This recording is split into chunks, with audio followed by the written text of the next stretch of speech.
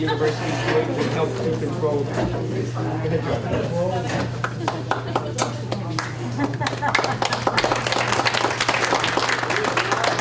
Thank you very much, and it's good to be here tonight, and I appreciate the invitation. I really do. It's not the first time, as you might imagine, I've been in this room talking about this subject, because it's something that's an issue that we understand, and we understand it's real, and we've tried very, very hard to do our very best that we can to help address it, because we understand what it's like to live in the city. I grew up in the city. I grew up in East Boston. I still live there. I spent 20-some-odd years prior to my career at Suffolk University in elected office representing the state in various capacities. So I understand it, and I understand it well. And we understand what it means to live in the city. Sometimes students, not just Suffolk University students, but other students as well, don't understand what it means to live in the close borders of a city neighborhood. Not always because they're bad kids. In fact, it's most often not because they're bad kids. It's just because they're perhaps not from a city, don't know what it means to live in a city. Maybe it's the first time they're out of the house.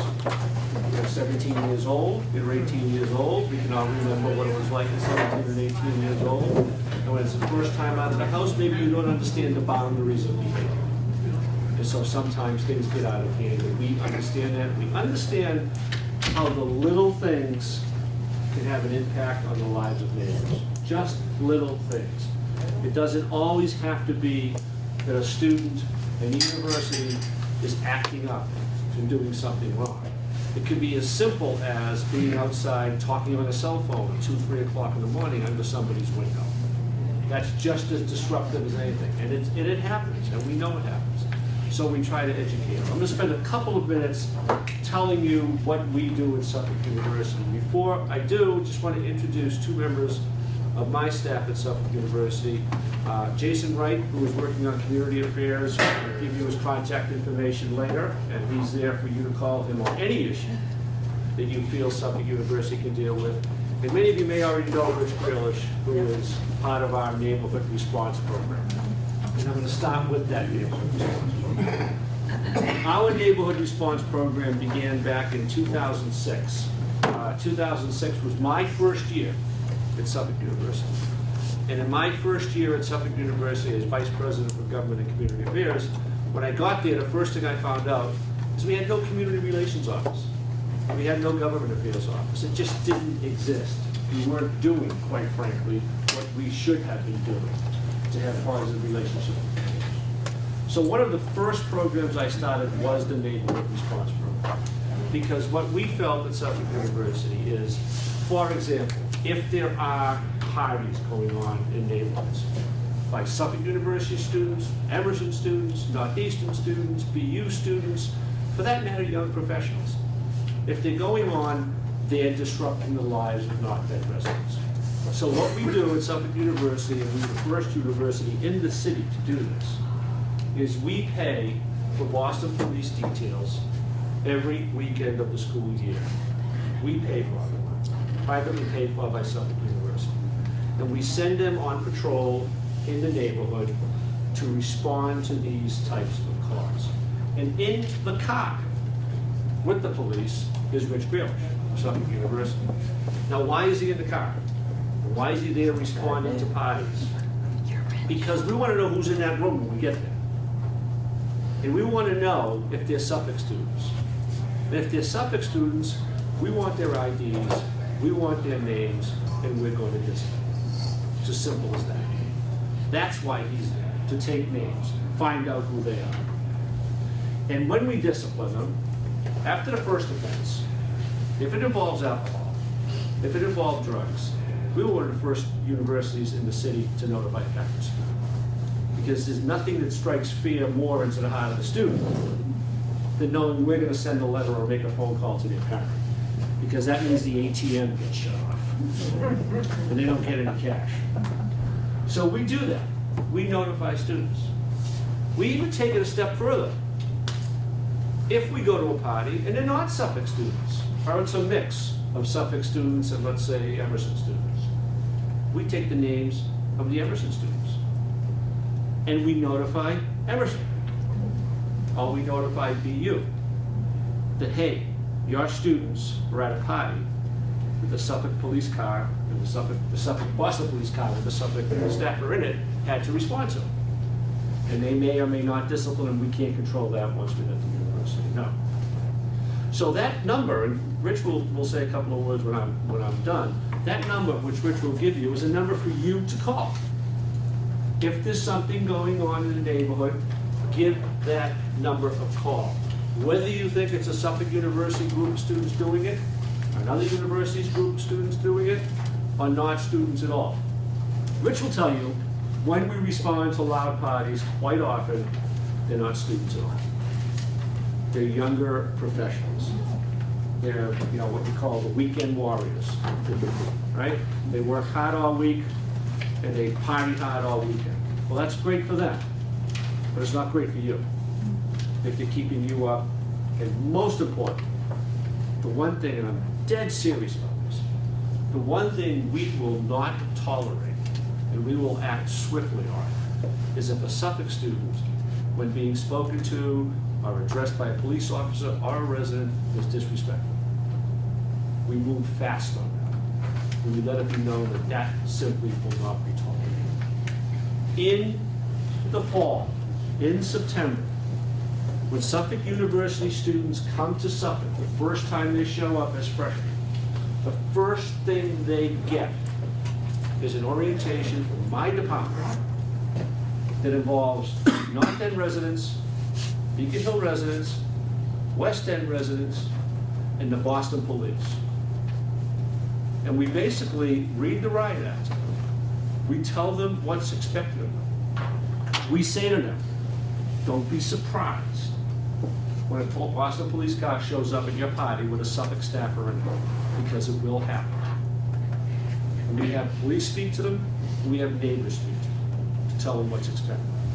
Now, I don't want to sound alarmed, as if, and I said this earlier, as if all Suffolk students or all students in general are bad kids. Again, they're not. They're usually good kids. They're kids that are trying to pursue an education. They're kids that enjoy coming to Boston. The hotter we get as a city, the more we have people who want to come here. It's one of the unfortunate downsides of being a great city. People want to come here. Young people want to come here. They want to go to school here. They wouldn't want to do that if we weren't a great city, but they do. So we don't want them to not want to come here, but we want them to understand what it means to live in the city. So we do that. We do all of these things because we feel we should. We don't have to, but we should. We house about 24% of our undergraduate students in dormitories. That's all we have right now. Now, understand one thing. When I got to Suffolk in 2006, we had one very small dormitory. Since then, we put on 3 dormitories and 2 theaters. So we are moving slowly, more slowly than we'd like to, into a more residential campus where students are in dormitories. Obviously, like you, we would prefer to see our students in a controlled dormitory than in apartments in your neighborhood. The challenge in building dormitories is that everybody wants a dormitory, wants universities to build dormitories. Nobody really wants it in their backyard, right? So we get told all the time, build dormitories, build dormitories, build dormitories. Then we come up and say, okay, how about here? And people say, oh, I'm not there, right? But we're going to get around that. And our objective is over the next 5 years to house at least another 20 to 25% of our students. And we're going to try to do that. There are costs involved, there are location issues involved. One of the other downsides of being a hot city is that the price of property in Boston is, as you know, through the roof, which makes it a little more difficult for us to acquire property and develop it into residence halls. But we're going to get there. That's our objective. That's what we'd like to do. It's happening more slowly than we'd like to. So in the meantime, the reality is we're going to have students living off campus. That's why we do what we do. Suffolk will always be a commuter school to some degree. It's our history. It's who we are. We have a mission of opportunity and access. We want all students, regardless of their income, regardless of anything, to be able to get admission to our school. So we don't move into a very high-priced residential school, and we won't become a 100% residential school. We'll always have that night school, commuter school, that aspect to us, because that's who we are. But we will increase our ability over the next 5, 10 years to house more students. And that's just something we want to do. Rich, I'm going to just ask you a couple things. One is let folks know how they can get a hold of you. Sure. Two is maybe from your experience, just talk a little bit about what you find when you get out there on a Friday night or a Saturday night. It's 3 o'clock in the morning. You get a call. What types of things you're finding? Not that they don't know, because you folks probably don't want to take it. They're all out there with us. Yeah. But it might help. All right. First, let me give you the university's hotline number. It's a 24-hour number. It's 617-549-7503. And if you just want to send an email instead of using the phone, if you want to put down some details about something that's an ongoing problem in the neighborhood, for example, you can email me at hotline@suffolk.edu. That's hotline@suffolk.edu. And the phone, once again, is 617-549-7503. And much as John says, I do spend my weekends with the Boston Police. My nickname at the school was Dean of Mean. The students do take this quite seriously, just so you know. The police tell me that they get a much better response when I accompany them, no matter what the party is, than if they're on their own. Because the students recognize that if there's an authority figure from a school here, then their people are going to find out exactly what they're doing. So I get to be the eyes and ears and occasionally the nose of our school. But in addition to that, we do forward a lot of information about what we find, no matter what school is involved, so that you can be sure that when there's students involved, someone at least knows what's going on. We can't say that they're going to take the same kind of actions we take, because we take it very seriously, but they're at least finding out. And in addition to that, oftentimes it does turn out to be these young professionals. Sergeant Lima, with the community service officer, I'm sure a lot of you know him here. He also gets my loud party reports, so he knows what's happening as well, and his office also takes action against those same people. So I can't tell you most of the funny stuff I've seen in the middle of the night, because this wouldn't be appropriate, but we are out there just about every weekend, and we're going to be starting up again at the beginning of this semester as well, and going right up until graduation, or I should say until final exams. I should also say that we're kept abreast quite often about what's happening down here on sort of a big picture basis, as well as a case-by-case basis by City Council Sal Lamatine in his office. He's all over us, believe me, about the kind of things that are down there. Sal's a neighbor of mine. I hear from him sometimes on Saturday about what happened on Friday night. So he is all over us and giving us information constantly that he hears from you. We get feedback from City Council Lamatine and his staff regularly, which helps us understand. And I want to just add to that, John, thank you, because this all started, in 2006 when I first got elected. Numerous complaints about students in Big Hill and the North End, and I have to say that because they put the patrols out there, it's less. And you get less phone calls from the students. We still get the reports from the young professionals, but I have to say Suffolk University stepped up to the plate, and they've been doing this now for a few years. So I appreciate it. Thank you, Sal. And the truth is in the numbers. We're finding actually every year there's a decrease in not only the number of incidents and calls that we get, but there's a decrease every year in the number of Suffolk students that live in surrounding neighborhoods. Because quite frankly, they don't want to put up with us. It's easier to go live in an outlying neighborhood and not have us chasing them. But every year, They have it. yeah, every year the number of off-campus housing students gets reduced here in the North End and Beacon Hill and West End. Actually growing in places like Alston, Brighton, East Boston, Cambridge. Suffolk. Yeah, exactly. Suffolk students are moving into outlying areas, which is good for you, bad for them. Yes, I'm sorry. Mr. Nucci, there's problem students, but there are problem buildings, and when you say you have a problem building, that means problem landlord. And usually absentee can be an absentee multi-unit, or it can be an absentee condo. besides saying the problems with the students, it seems to many of us that the problem really is with the rental, and frankly, the rental agents. And what do you do about problem management companies, problem landlords, absentee landlords? I do spend time contacting them, and typically I do find that the property managers are cooperative, especially if it turns out to be that they have problem tenants who are Suffolk students.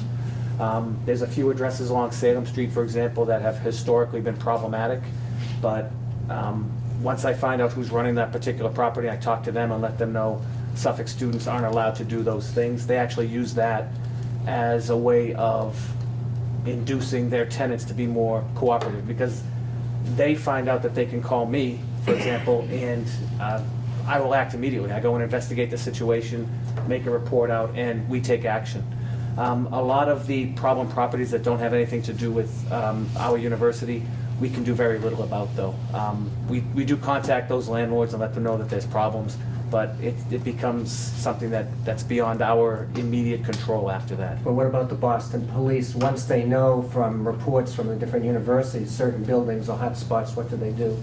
Well, I know, Sal, I think you might want to talk about the problem property task force. Yeah, we do have a problem Yeah. property task force where we do send letters to the property owners.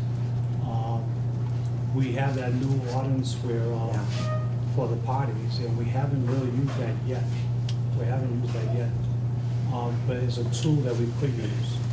But people need to call us. Yeah. You know, we have written letters, we made phone calls. But if you don't report it, you don't know. Right. And that ordinance does have some teeth, because there's a series of does. graduated fines, right? So Yes, there is. there is a way to get the landlords to be more cooperative, even if it's not dealing with our students. It's just a matter of finding out who's not helping out and who Yeah. is, so. And I can tell you, if you come to the public safety meetings, Sergeant Lima is really good at keeping track Yeah. of every problem that we have. So- Other questions or comments? We mentioned about calling your phone number, but should you automatically still call 911? Definitely. If you want to have a Do record. both, you always do both, If right? you want to have a record to show that this is an address, and if it becomes chronic, there's more teeth in the ordinance if it's a chronic address, for example. And also, it does help Sergeant Lima when he's compiling his data to show that you've got a landlord who is chronically unresponsive to neighborhood problems. So definitely want to call Always do 911. both, no matter what. Yeah. And if you just call 911, it's still going to come to me eventually anyways, because we'll be going to the address. So it's So both. definitely let 911 be your first call. What? I had just a question and an observation too. We often look at students as sort of a nuisance overlay to our community rather than members of our community. At Christopher Columbus Park, we've actually had sort of a very positive experience with some Suffolk students that have started to do videography in the park, and they've actually become members of the community, and we found that there's been a very positive halo effect to that sort of transmutation, if you will, of the relationship between the students and the community. On that thought, I was wondering, you know, it would be great if we could get some of the students who live here to be part of the community, and maybe even part of this group. We've often spoken of all the work, for instance, in the ZLC, where we could use interns to help us. And I was wondering if you guys might consider creating or helping us create some internships where we might actually have folks from your community join into our community, and then we'll have embedded community, North End community members in your various residence areas who can be advocates for being nice and neighborly.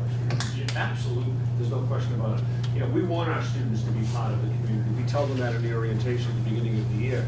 I know Jason has worked with some folks down here on some things that students have done in North End cleanup programs and so forth. And we want to continue that, but there might be a way, maybe we're missing the connection here. There might be a way, you know, pursuant to your suggestion here, to set up a formal sort of clearinghouse kind of structure where we know who wants interns or volunteers, and we find the students who want to do it, because sometimes they can do it for credit, and plug it together. We'd be happy to work with you. Jason, we'd be happy to follow up with you on it. We'd be happy to try to put something together. I think it's great. We'd love to do that.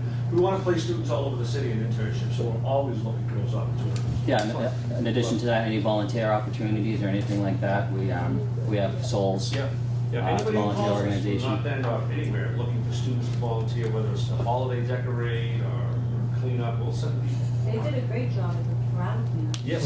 They Yeah. unbelievable job. No, we're They looking set for that. everything up, put everything down. We're looking, the problem is we don't get requests enough. Yeah. You know, you get a request. And also, I mean, I think, everyone likes to participate in cleanup, but I mean, we could use sort of paralegal Yeah. help on ZLC, in parks, Yeah. working with the greenways. A number of, Yeah. very service, sort of events. Mark? Hi, that incident we had a few weeks ago where the students were throwing bottles at the police cars, I don't know if, were they Suffolk students, and 'cause that was reported, and that was written in the paper as well. And if that, were they? How reported recent students? was that? A very troubled location, 200 and 220 Hanover Street, it's basically a dorm itself. And I talked to a student who left because it was too crazy. I heard those weren't students, they were just young professionals. No, that's not. There was 3 arrests made. 2 of them were ours, and 1 of them is no longer ours. Appreciate John, there was it. also an egregious situation last spring, I think, by a female athlete from Suffolk who maybe was disappointed that she lost the playoff game and she had a party and didn't treat the police with respect. How was that We handled? dealt with that, I figured that. She was a senior.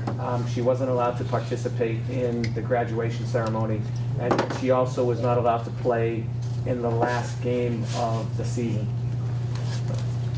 It's more difficult to discipline seniors because they're leaving us, but yeah, I thought she was her behavior was beyond the pale, so. You mentioned that the numbers have been gradually dropping in terms of, can you give us some idea of how many Suffolk students live at any one time in the neighborhood? I think right now it hovers in the neighborhood of About 1,200. 200 and change, or In the north end. In the north end, just the north end. Oh, yeah, right around, high 200s. yeah, Three. 270, something like that. What's that? 300. No, it's not 3, it's a 2. It's a 2, but it's, yeah, 270. Stephanie? I know we had a great experience last fall with some of the Suffolk students coming out for the big neighborhood cleanup that we had. I'd like to suggest that maybe part of the discipline for problem students would be community service, because we always have streets that need cleaning.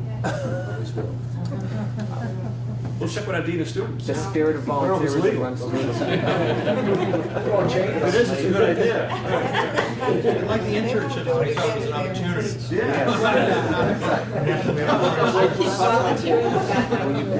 We don't, Do we have the one? 3 of us don't handle the discipline. As a matter of fact, the dean of students office handles that, but that's something to consider, have that be one of the sanctions. I would certainly like to see more seniors in the North End get some kind of support through our volunteer program. Yeah. You know, clearing snow or something like that. Yeah. You know, It's a good idea. Thank you. Sue? I appreciate all that you're doing. I guess the biggest problem with students is not necessarily part of it is the age, but it's the learning curve, because you move into a neighborhood and you figure out the rules, but by that time, you're moving back out. And so then it happens again and again and again. But beyond that, can you address moving day? Because that is a problem, in and out. There'll be a week during, each semester where there is absolutely no parking on the street. And it's a city issue, really. I mean, they need to have their parking trucks in the city, but literally all of Prince Street has no parking signs. And it all happens on, like a 3-day stretch, which is really difficult for the residents who don't have paid parking. Yeah. And then moving out is the garbage problem, which I know that last year, I think the city did they had garbage trucks come in on the weekends, which was really, really important. It made a big No, difference. it's definitely an issue. We do address it in our orientation. We talk about that in the orientation, about the need to be sensitive to move in particular, Right. because that's when they're coming in. But you're right, there's not too much we can do for a student living in private housing in terms of governing how they move out. So it's kind of, maybe we need better coordination with the city on that. It's information sharing, certainly. We can do education on that and tell them what's good to do, what's not good to do, and what disrupts the neighbors and what doesn't disrupt the neighbors. Maybe we can work, for the end of this year. I wonder if, Sal, could you say, is there any chance that the city can only give so many no parking stickers maybe out what for we could any do one is- day, or? I think we came a long way from a few years ago when we first started moving here. Yeah. But yeah. maybe we could do a zone, or look at zones. Yeah, But the that's problem not is a we bad- have the kids moving in different streets all over Right. the neighborhood, so it makes it kind of difficult to lug furniture from one end of the neighborhood to the other. But maybe we should look at, Maybe a it could be zone. staggered, you know, particularly with the trucks. sort of. Sal, maybe on the weekend, when we know that the streets are gonna be all parked with the trucks with the moving, Yeah. have special vouchers for the citizens to park in the garage at a certain discount, or even have the garages allow the residents to park on that weekend in the parking garages without having to, you know, get some credit or something. So that the cars would have a place to go, Yeah. so there wouldn't be the conflict. I'm sure we could look The at that. trash pickup was trash pickup was amazing. good, and that was really in- worked well. I was in the north end that whole weekend, making sure, and it went smoothly, they were around. We had code enforcement here, public workers here, so there were a lot Right. of people. And literally, that would have been on the street for Yeah. 3 days if they hadn't, the city Yeah. hadn't stepped up. Yeah, time passes and my memory fades. But I was on an advisory committee or impact advisory or something having to do with Suffolk's master plan 7, 8, 9 years ago. And I have a memory that there was a maximum number of students that Suffolk agreed would not be exceeded. I think it was 5,000. Undergraduates. Undergraduates, yeah. Has it been held at Yes, that? yeah. And the 24% of students that are housed, does that, well, that tells us something, but it doesn't mean that 76% are housed in private residences, because it doesn't factor in commuters. So how many are in apartments, and are there freshmen in apartments, or all the freshmen in dormitories? All, well, let me take that one at a time. Okay. All the freshmen are not in dormitories. We don't have enough beds to house all of our freshmen. We house primarily our freshmen. There are very few sophomores. There are no juniors and no seniors in our dormitories. So it's primarily freshmen, can't give you an exact number, and some sophomores. That's what's in our dorms. That's 24% of the 5,000 undergraduate students that we have per agreement in our master plan. You're right. It doesn't mean that all the rest are living in apartments in the city of Boston. Many of them live at home. I don't have an exact number of that. Many of them live at home. They live in Newton, they live in Quincy, they live in Randolph, they live in Braintree, they live in New Hampshire. And they commute. That's what we are. We're a commuter school. So it doesn't mean that 76% of our undergrads are living here. It just means that they're not in dormitories. You don't know what that means? We don't. We do know how many students we have living in Boston in apartments. That's part of the city's university accountability ordinance. I didn't bring the number with me, but you can get it at City Hall. You can get it online, I think. You just pull it up and it'll tell you how many students we have in off-campus housing. And do I recall that 50% was either the goal of the master plan or the mayor's goal, that is to house 50%? No, that was our goal. It was your It goal? was our goal, 50% in the next 10 years, and that was 2008. So we still got 4 or 5 years. 2009, I'm sorry. And we're going to try to meet that. It's a goal. And I said that earlier, we're trying to house another 24, 25%. And one hopes that it will focus on freshmen. Yes, oh, absolutely. They're a priority for housing. It makes sense for us to do that. You know, and make parents want their freshmen living in a dormitory. So what new housing we do build will be for freshmen. Anything planned? No. No. Nothing specific. Anybody else? I have a two-part question. If a student, especially a freshman, is a party animal, Is it what? is a party animal, their grades are going to suffer. And are the professors trained in spotting out these potential problems, and do you offer in-house counseling? We do. Yes, we do have a system whereby our professors are trained to understand which students are at risk of dropping out, at risk of failing, those kinds of things. There's probably not a link, though, with our professors being able to figure out which students are partying and why they're dropping out, and why there's just no way for them to know that. But we do provide alcohol counseling, substance abuse counseling at the school.